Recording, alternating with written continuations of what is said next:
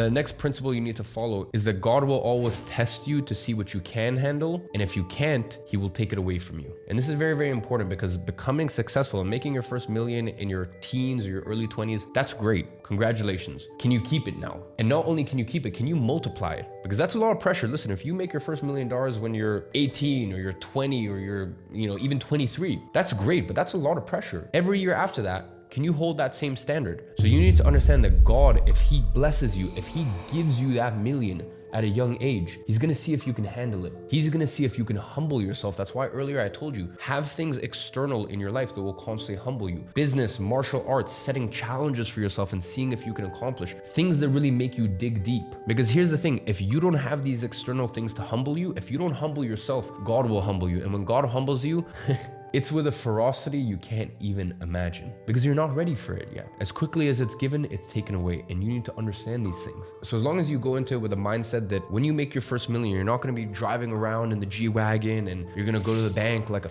idiot and take out $30,000 in cash so that way you can do an Instagram story where you spread all the money in your hands, and now all you do is listen to Lil Baby in your rented G-Wagon and pop bottles at the beach club, and now your business is just on autopilot. God will put you in your place. So before that happens, put other things in place. I've already given a few, but even if you can get an older mentor, an older confidant to look at you and be like, you ain't doing it once is nothing special. You're only a legend if you can do it back to back to back. That's when you're a legend.